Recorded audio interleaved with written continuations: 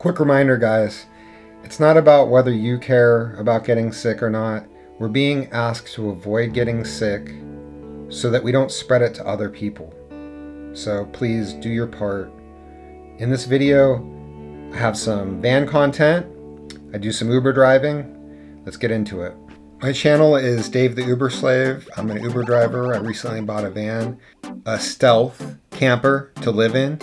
If this sounds interesting, subscribe if you haven't already, ring my bell. It's gonna go like this: current events, then Uber content, then van content, and then some bonus Uber content at the end. So stay with me. 5 p.m. Normally, traffic would be about to start peaking at this point. And here we got the highway patrol looking for speeders. You know, I've realized that the traffic actually makes driving in LA a lot safer, because people have been driving insane now that there's no cars on the road.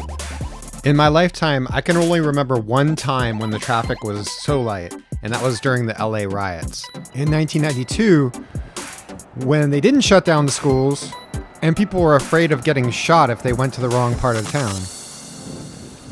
This is unbelievable. The most popular tourist destination in Los Angeles, other than the Santa Monica Pier, would be here, the Hollywood Walk of Fame. And there is nobody. I have never seen it like this ever in my entire life. This is the area where the street performers are out. Usually there's hundreds of people in this area. Today, there's nobody. Security guards making sure nobody even goes into the mall area. This is Hollywood and Highland, the section of Hollywood often referred to as Holly Weird. And I was really nervous. This is really not the cleanest part of town. This is the Chinese theater. This place usually has hundreds of people. This is where the stars put their footprints and handprints into the concrete. And it's a very popular tourist destination. On a normal day, I couldn't even get this shot. There would be so many people that you couldn't see the sidewalk. The handprints and footprints that I was telling you guys about. Oh, some doggy action over there. Roof, roof, roof. This is an amazing shot. This would be an impossible shot to ever get. I wanted to get a little closer to the entrance of the subway here, where the street performers are. This is the busiest part where hundreds of people are normally standing. While I was here, I ended up getting in a little bit of a fight. This guy kept telling me, mind your business, mind your business. The police happened to pull up while this was happening. So I felt a lot better. And I ultimately went up to the cop and I let him know what was going on. And that's when things got a little bit heated. These guys all know each other. Some of them are the street performers. There's nobody here for them to perform more, but they're still out here doing their best, trying to figure out how to make some cash today. As you can see, they are not enforcing the stay-at-home order. There's plenty of people out that probably shouldn't be. I did not spend much time here because people kept getting way too close to me, and I felt like people didn't understand the magnitude of what we were dealing with. Now that's the guy that ended up yelling at me. In this situation, think of me as the press. Now this guy, he's out here, he keeps handing people these flyers or something, and it was so frustrating to me because people don't need to be touching the stuff that he's touching. He's not wearing gloves. This is ridiculous. I thought for sure when the cop pulled up, he was going to tell him to stop doing that, and he didn't. Hi. Hey. You're a fan? A fan? No. Sorry about that. It's alright, you good? Yeah, I'm going to go in my car over there. Okay. I don't want to. Anyway? I'm just getting shots of the empty Streets? Yeah. Be quiet. I'm in the #1 movie in the world, Coach Clark. #1 on Netflix. That's why you're doing that. You're a movie star. We know the rules out here. You can film all you want to. You got my face. Look. Yeah. Now you got it. I do. Yeah. Bye-bye. In order to clarify what I was saying about being in the press, sometimes I go out as a freelance stringer. And when certain events happen, I can actually get paid for some of the footage that I get. So I thought, why not come out here, get some of this empty streets, and possibly I can sell it to the news. another shot that you could never get between Hollywood High and Hollywood and Highland. And this parking lot is never empty. Okay, now we can do some driving, some Uber driving, and then we'll get into some van life, baby. I couldn't believe, look at this water being wasted. And I just missed it. God.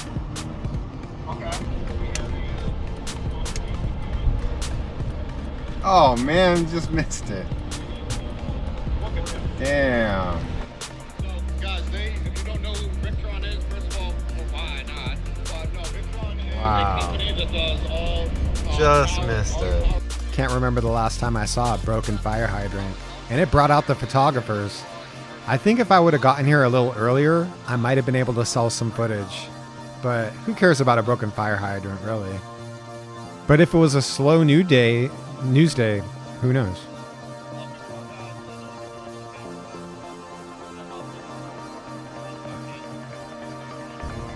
Rolling up to pick up this kid. When I pull up, he just stares at me, and I stare back. Is it just you? Just you? It was an XL trip, so I wasn't sure what was up with that. Now, I shifted lanes. This guy's right on my tail. People get so irritated when you get in front of them, but I'm trying to get off the freeway. What do you want me to do? Let me by, please. So the guy in that black car, he kept changing lanes so much that I ended up in front of him again without even going fast. And then here he is, trying to get by me on the right when I'm trying to get off the freeway. It could be so annoying driving in LA. Okay.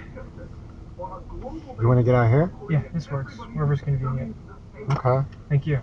Just gonna go walk around. Appreciate it. Have a good one. Nice enough kid, but his vibe was so negative. But I still gave him 5 stars. And to all you Uber drivers that give bad ratings to somebody because you don't like their attitude, realize you don't know what they've been through. They could have just gotten a fight with somebody. Just let it slide. That kid didn't give me a bad rating. Oh, Benny's Tacos, by the way. That place is bomb. I love their nachos. It's in Santa Monica, where people honk so much.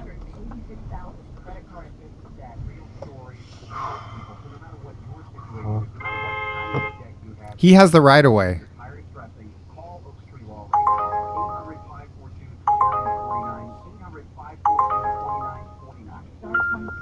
I went all the way to the side of this driveway just so he could get by.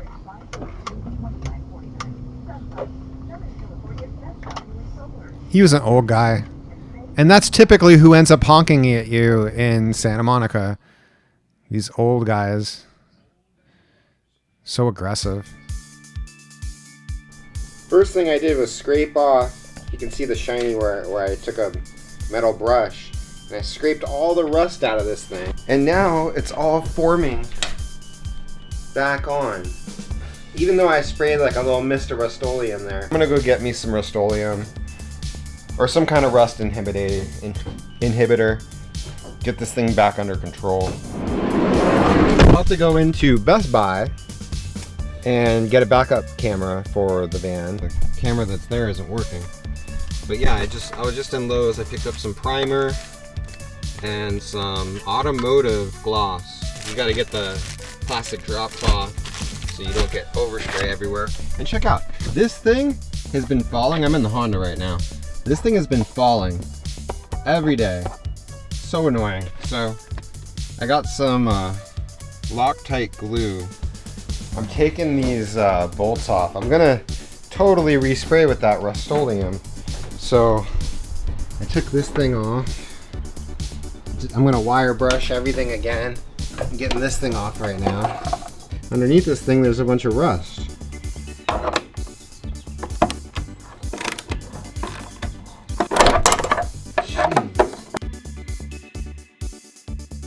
They're just so rusted up. The ends of the bolts are completely rusted. Like, look at that one. There's no point in keeping them.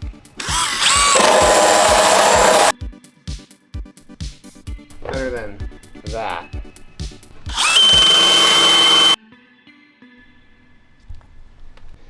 Alright, I soaked it down. This thing is ready for spraying. Well, actually, I'm going to let it dry for a little bit. And then it's time to start spraying the primer. Ooh, I think I'm high right now. The entire can of primer is sprayed. Take a look. Hit the spots that were like bare metal. I really sprayed this back part real good. Removed the lock. And yeah, so I'm going to wait for this to dry and then I'm going to hit it with the white. I've been taking the camera inside because I don't want to get any overspray on my lens. I don't think this thing was doing anything to help with the paint. Got a headache. Somehow I managed to do that with no paint on my hands. But I got paint on my face. Good. Strong. Yeah. I just kind of, I wasn't trying to be perfect. This paint isn't going to look right no matter what I do because it's not real car paint. Yeah. Even though it is automotive enamel, it's not going to have the same look as the actual factory paint. But at least I'll be protected hopefully now. My car won't rust away. Right. But the more I look at this thing, the more I think like I need to like really cut back on what I want to do, like don't go too all out and spend all this money. If I ever want to do something really crazy, I need to get a new game. Right. You'll fix this one up, you'll learn a lot, then you'll sell it, buy a new one. Yeah.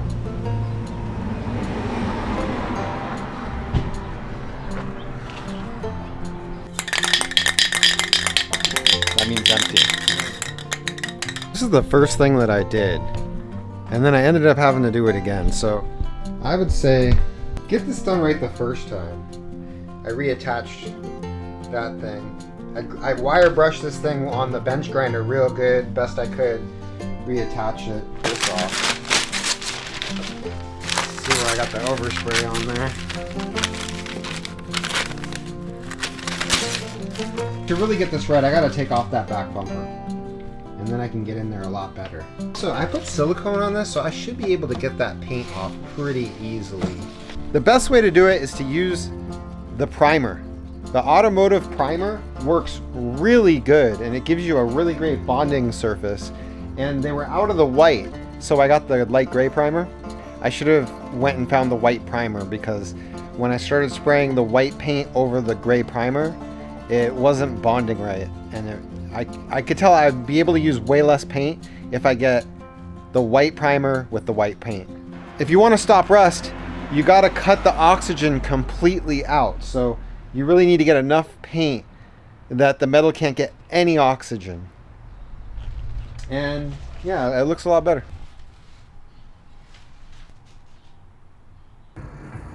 Let's talk about LAX.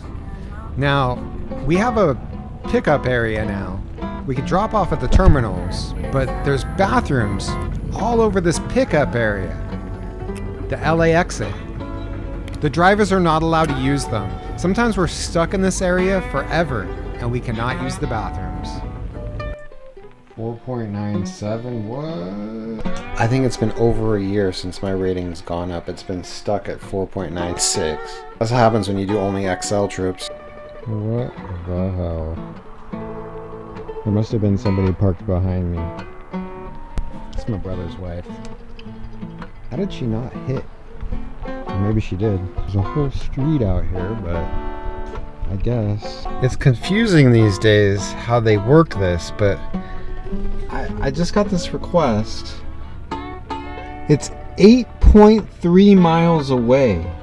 Now that they tell us how much we're gonna make and we have different information, I wasn't able to tell that that's how far away that it was, and I accepted it, and now I'm just so frustrated. It's important for me to add that where that pickup is, way up a hill. I'm gonna burn so much gas on those 9 miles. It's all uphill, up the freeway, up the 5. There's no way I'm gonna make enough money on that trip to make up for all the gas that I'm gonna burn. Oh, look at this, 17 minutes away now. Like, what the hell is way far up in that direction? Even worse. Oh, jeez.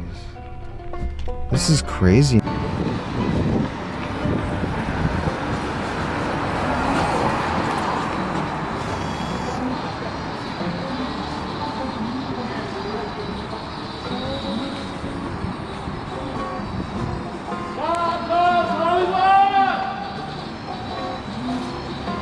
Yeah.